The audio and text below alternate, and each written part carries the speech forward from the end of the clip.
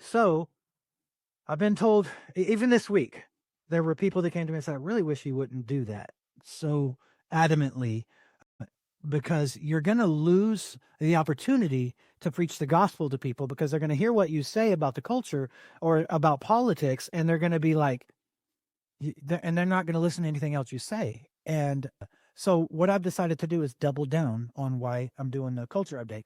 So this week I watched an interview with these four pastors that were able to go to that thing they had at the White House earlier this year, where they invited a lot of pastors. They had worship, they had prayer, and they said that they were in this 4-hour White House briefing.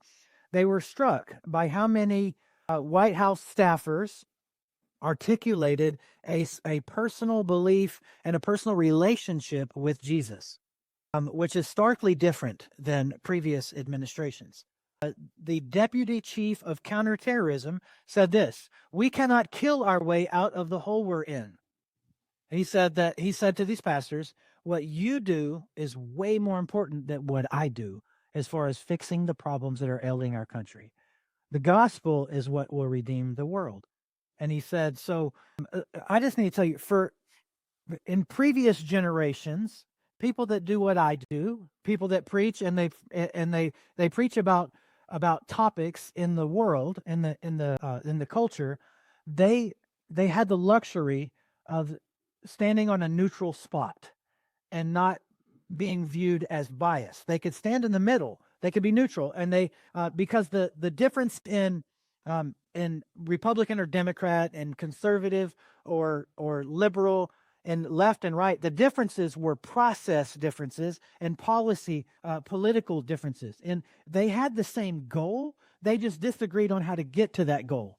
It's not like that anymore. Now it is good versus evil, and it's, to give you a little picture, last Easter, we had transgender men with fake breasts dancing on the White House lawn.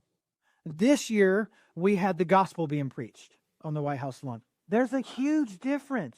And look, I am far from being rah, rah, Trump is the best. He is not. He's just a man. He is not. He makes many, many errors. He says things that are like, what are you thinking, bro? Stop that. Stop. Tweet. Don't truth or tweet, or stop. Don't tell people. However, it's no longer Republican versus Democrat. It's and people say, don't say that. People are going to stop listening to you. You're not going to be able to preach the gospel. You're going to miss an opportunity to preach the gospel. This is the gospel. It is truth. It's not left and right. It's not conservative and liberal. It's not Republican and Democrat. We don't stand on any of those things on either side. We stand on truth. Truth. This is what we stand on. So if it goes against what this says, then we go against it.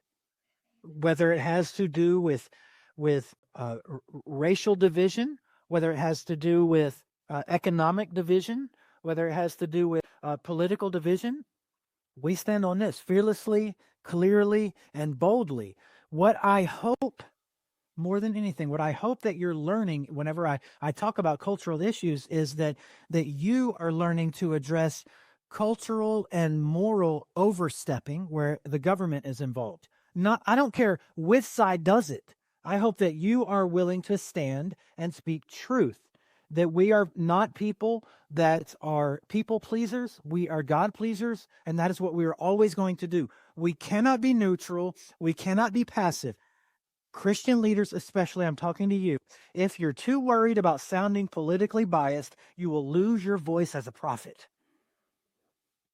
If you're unwilling to sound partisan, you cannot be prophetic anymore.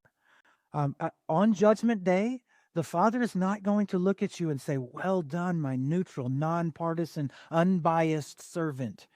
He's going to look at you and he's going to say, well done, my good and faithful servant. You were bold and you were obedient to the truth, no matter what the world said to you. So if we're serious, Life Church, about seeking the good and flourishing of our city, then we have to get more involved politically, because in a constitutional republic, that is part of how we love our neighbor and steward our influence.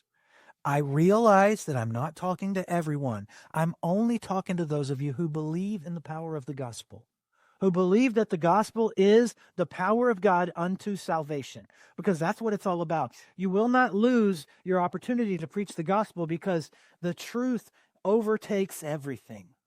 Everything is spiritual. There is no thing that is not.